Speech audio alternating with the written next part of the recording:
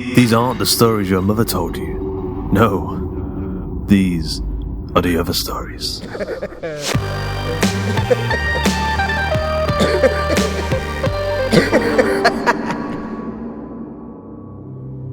Today's episode of The Other Stories is Where Does It Hide? Written by Jay Wolfe and narrated by Matthew Lloyd Davies.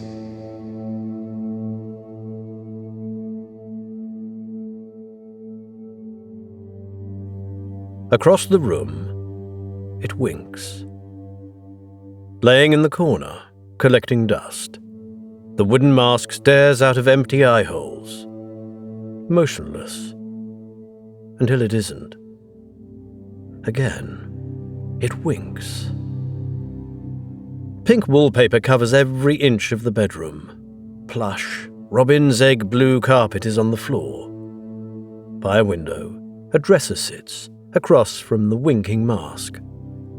A cabinet on one side, and opposite that an empty toy chest. The toys are thrown about the floor. Some ruffled blankets tossed in the middle of the room, butted up against a crib with one occupant. A child, full of curiosity, works her way out of the crib. Climbing on the teddy bear she has propped up, she reaches for the lip of her prison. With chubby arms and tiny pink fingers, she struggles to get out. Leaning over the bars, her feet brush against the colourful mobile, making it jingle.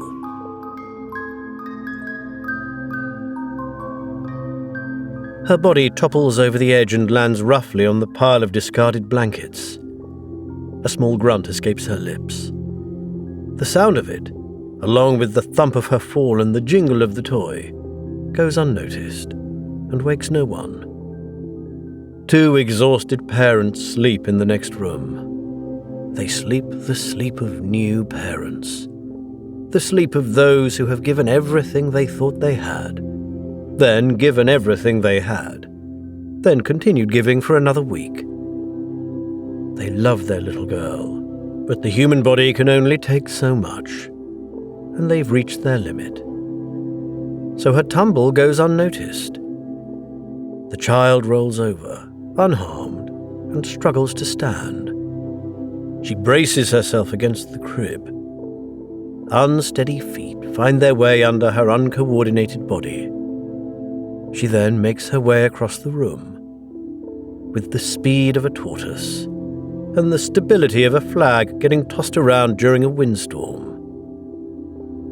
She noticed the mask winking. It's been on the floor for as long as she can remember, and it's never moved. Until now. Again, it winks. This time, the mouth begins to move. What started as a straight line, roughly carved into the thin wooden mask, begins to slide. The ends curl up towards the eye, making a hideous attempt to replicate a human gesture. It's a smile, but a grotesque one. The girl doesn't know enough to run. She's curious. Life, up to this point, has been easy with only minor inconveniences. Something new is something to learn. Every time she's seen something strange, she's investigated and been rewarded with a better understanding of our complex world. Why would this be any different? So she continues towards the mask, the artifact, the grinning abomination. It winks.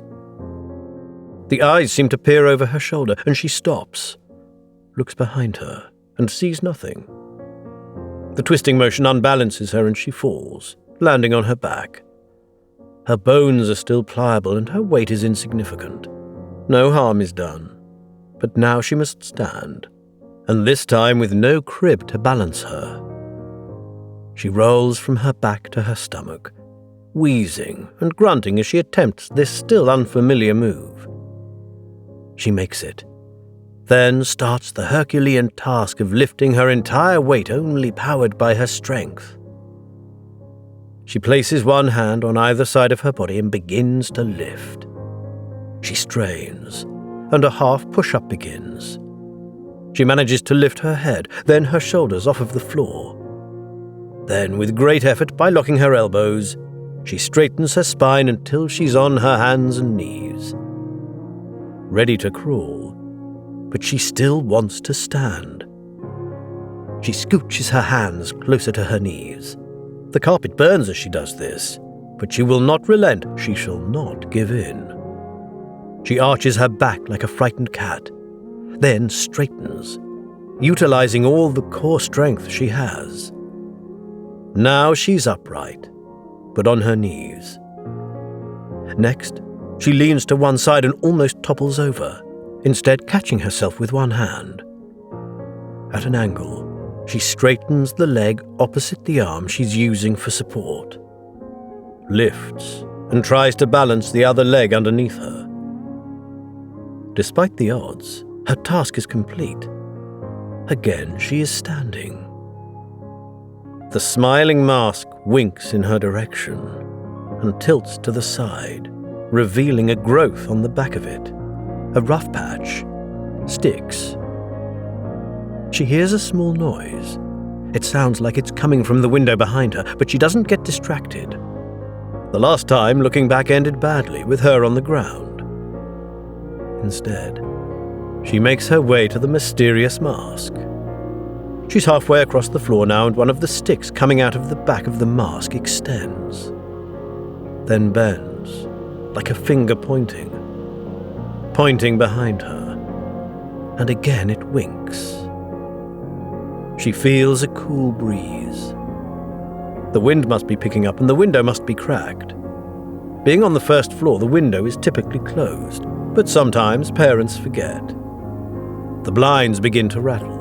She stays focused and tries to get to the mask.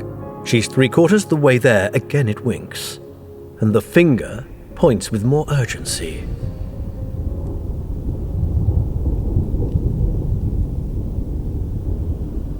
Lightning cracks and thunder roars. The room is illuminated, casting a moving shadow against the wall. It must be the tree outside, swaying in the wind. She doesn't have time to think about that. She is almost to the mask. She reaches out and is about to touch it when the thing recoils. The sharp movement frightens the young child, making her jump. On unsteady legs, she falls backward.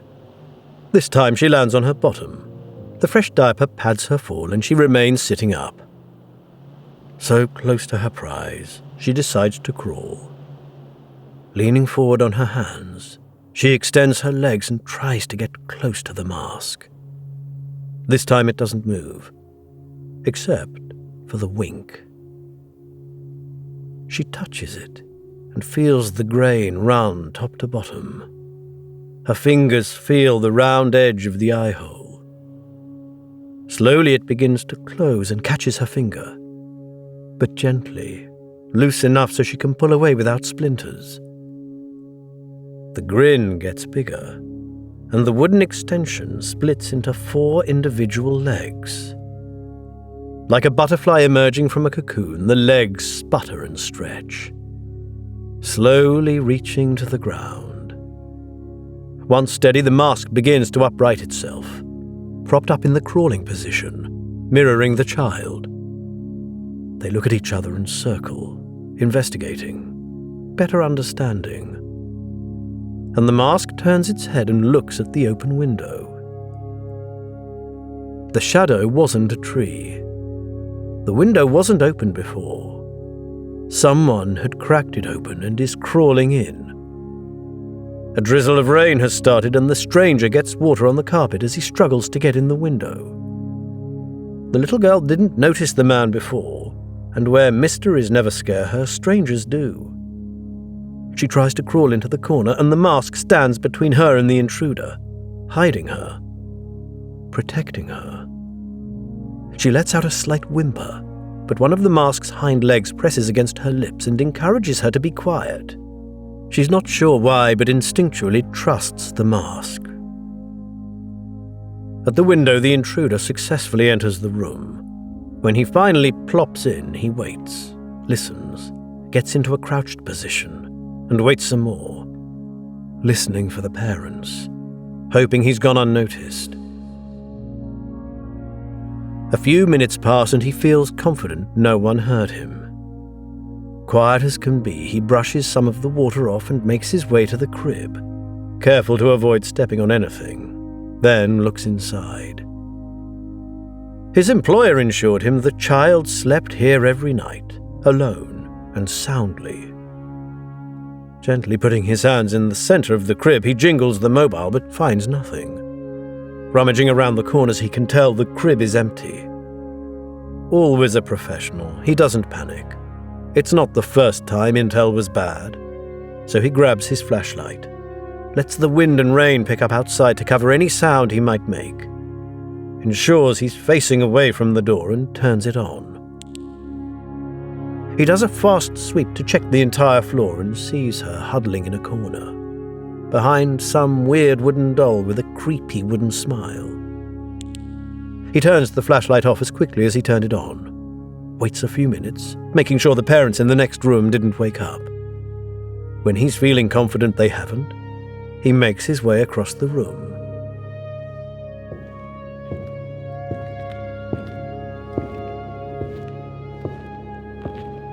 Blinded by the flashlight, the kidnapper remains crouched, with his hands extended, feeling for the child or the wall. Then he steps on something and hears a crack. Part of a wooden dowel pierces his shoe and breaks off in his foot. He does his best to muffle a scream and mostly succeeds. Falling, he grabs at his foot and tries to pull the stick out. It must be that ugly toy, he thinks, and looks around to make sure he doesn't step on it again. He sees the toy, but it's not broken or mangled, not laying on the floor in pieces. Instead, it's shambling towards him. The awkward smile is gone, replaced by a fierce expression. Eyes like slits, focused, vengeful. The man is panicked and tries to stand, but his foot is injured. He turns, hopping on one leg, and moves toward the window. His knees buckle from the shooting pain. His hands flail. He reaches for a cabinet or the crib or a ledge, anything to break his fall. Instead, he lands face first into the wet carpet, so close to the window. His nose cracks against the floor, and blood pools beneath him. Though his mind is foggy, he can hear the creature approach. With great effort, he places both hands on either side of himself and starts to lift. Dragging his legs, the carpet burns, but he must continue struggling against the pain. Picking himself off of the ground at a half push-up, he straightens his back so he's on his hands and knees. Crawling to the window, he's afraid to look back, but can hear the beast scuttle.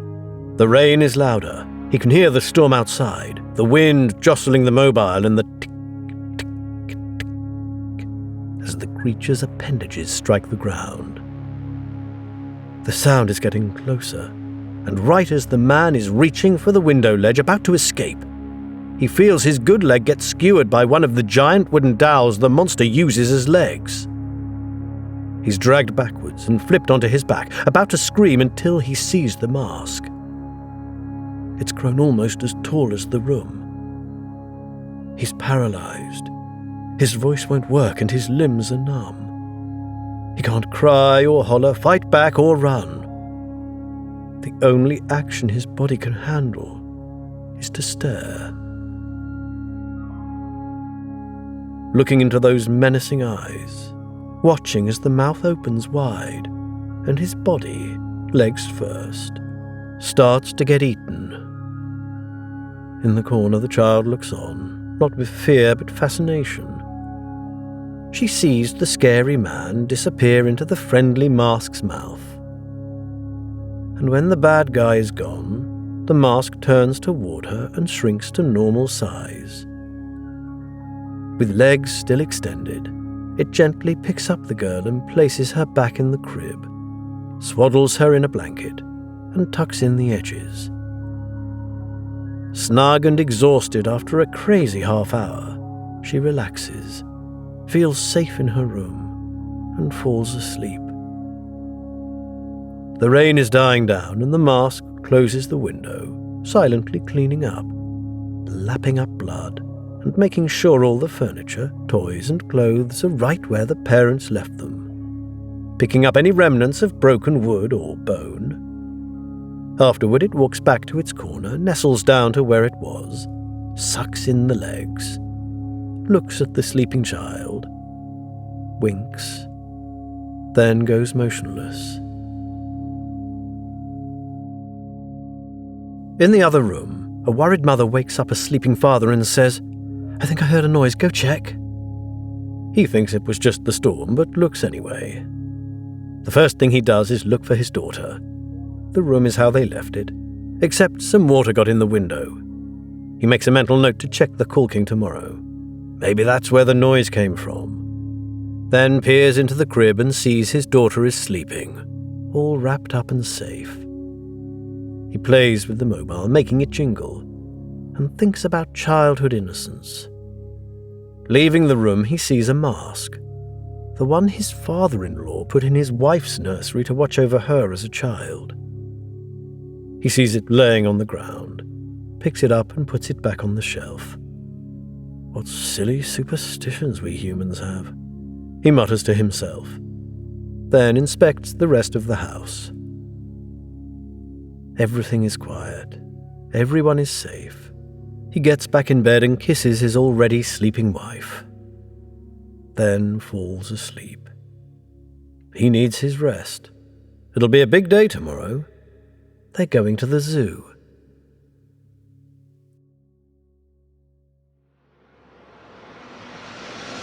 I hope you enjoyed today's episode of The Other Stories. Where Does It Hide was written by Jay Wolfe, narrated by Matthew Lloyd Davies, produced by Carl Hughes with music by Chris Zabriskie and Tom Robson. Its sound effects provided by freesound.org. The episode illustration was provided by Luke Spooner of Carry On House. A quick thanks to our community managers Joshua Boucher and Jasmine Arch, and to Joshua Boucher for helping with our submission reading. And of course to Ben Errington, the phantom of the social media opera. His digital presence ephemeral and elusive, his posts and updates like fleeting glimpses of a masked figure in the night. I think I just saw him. For more of Matthew Lloyd Davies' work, head over to matthewlloyddavies.com. The Other Stories is a production of the Story Studio Hawk and Cleaver, and is brought to you with a Creative Commons Attribution Non-Commercial No Derivatives license. That means don't sell it, don't change it, but by all means share the hell out of it. Until next time.